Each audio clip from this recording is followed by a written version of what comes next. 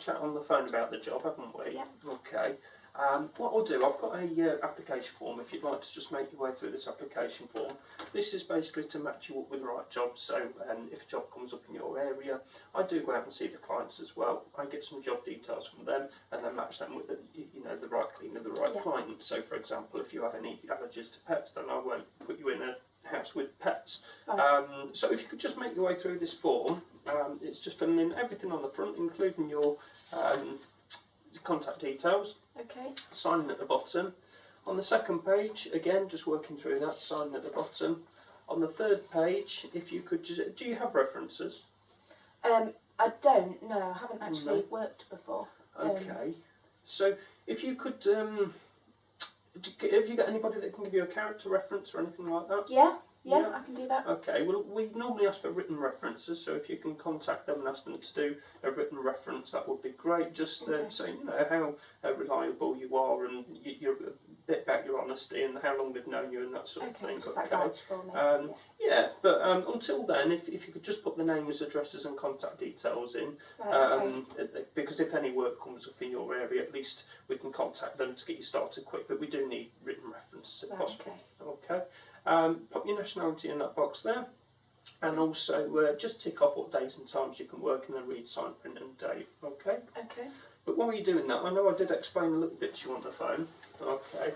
I'll just recap what I said and a little bit about the job. But what it is, we find local work for local cleaners. So in your area, what happens if a job comes up? I will contact you and say, right, I've got a client in your area that's looking for example, 3 hours a week on a Thursday. They're looking for a bit of cleaning, a bit of ironing, maybe bed making. Everybody's got their own priorities, everybody's different. And if you can take that client on, then you do. I pass you the details and you commit to that client on a regular basis. So same day, same time each week. Some of them, if they've got hospital appointments or something like that, they might ask to reschedule with you, and if you're free in your diary and you can do that, then that's brilliant. Okay. And it's just a case of popping out to meet them before you start, and at that meeting they'll show you around the house and go through payment arrangements and key arrangements, etc. And organising a start date with them, and then that will be your regular cleaner ongoing until further notice, really. Some clients are temporary, so they might be with us for a few months while they're maybe recovering from an operation or something. But the majority of clients are long term. We've got some that have been with us over 10 years now, so it's just a case of if you keep them happy, then they tend to keep you longer, really. Okay.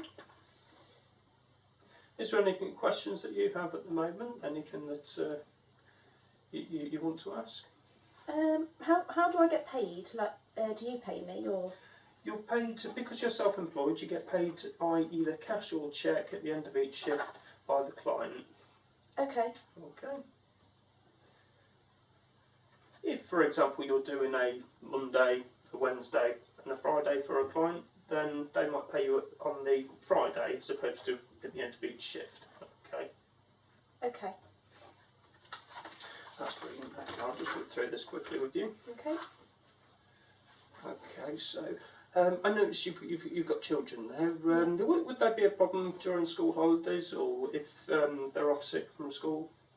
No, my mum's quite good. I'm sure she'll. I just have to ask my mum. She'll be fine. That's all right. Okay.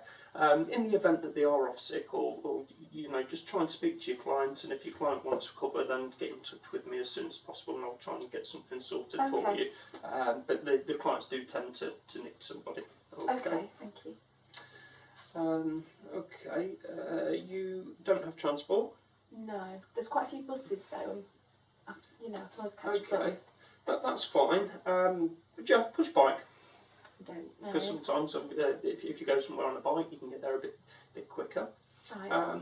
But in regards to transport, if you haven't got transport, then you tend to be able to cover just a small area. I understand that you said you can go on public transport, but it might take you. It might turn a 2-hour job into 3 hours once you get on the bus and you're travelling through the centre of the city. So I'll just make you aware of that. That the work won't come swarming in if you haven't got transport. Whereas if you have, then the work comes up and you can build around it a little bit Okay. quicker. Okay. No worries. Okay, so yeah, everything looks fine on there. Okay, so yeah, we've got your references. That's brilliant. Okay, do you have ID, please? Driving license or passport or something? I'm not sure. Let me have a look. Okay. I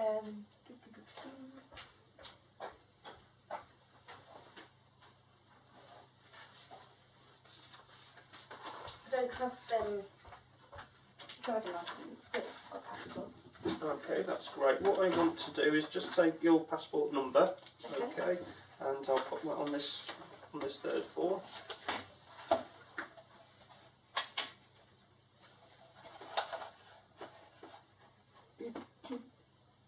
Ignore the photo. That's okay. Okay, and I just want to take your expiry date. Okay. Pop that on there. Okay, that's great. Thank you very much. Oh, you've not filled in your emergency contact name and number. That's somebody, if anything happens to your work, somebody we can contact. Okay. Yeah, put my dad in. Okay, so what's his name? Mr. Smith? Yeah. I'll just put, yeah. Robert. Yeah. Okay. And his number is... Oh, sorry. yeah. 07 Yeah. 765 Yeah. 132 Yeah. 900. Okay, that's great. Okay, so yeah, as I was saying, I'll just recap a little bit about the meeting. So when you meet the client, so what happens, as I was saying, as you was filling in the form, I pass on the client's details to you. So I'll give you the name, address, telephone number. Yep. Okay. From there, what you then do is give them a call as soon as possible to arrange a meeting with them. Right. Okay. At that meeting, just go through what they want doing, because everybody's got different priorities. Just go through what their priorities are. Just try and find out, and then if you know what their priorities are, then you can keep them happy. Okay. And you go through payment arrangements. So whether they pay you cash or cheque, as I said, you get paid a cash or cheque at the end of each shift. And you know, if they're not going to be there, where they'll leave it for you. Okay. You'll also need to go through key arrangements. So if you need a key for a property, I do leave a form with the clients, and it's just a case of signing that form and taking responsibility for the key. Okay. Okay. If you feel uncomfortable with the client that I put you onto for whatever reason, again, let me know, and I'll put somebody else in touch. So, for example, if it's a personality clash or something like that, I can put somebody else in touch with them. If it's anything more major, so for example, I do normally go out and meet these people first, but if they've got a dog that you feel is unsafe, the dog might have been okay with me when I went round, but if it's took a disliking to you, let me know, and then obviously I can have a word with the client. They can either see that the dog's not there when you're working, or I can put somebody else in that might get on a bit better with that dog. Okay. Brilliant. So yeah, it's just a case of I've got your details, so I'll give you a call when the work comes in, and How long is that likely to be? How do I? Is it all depends. Yeah, with you not having transport, as I was saying, I don't think the work's going to come in all at once, and you might be on the database a couple of weeks before something comes in, or I might get a couple of calls tomorrow. So it's just a case of playing it by ear, and you're waiting for a call. Okay. Okay. Lovely. Thank you very much. Thank you. Bye.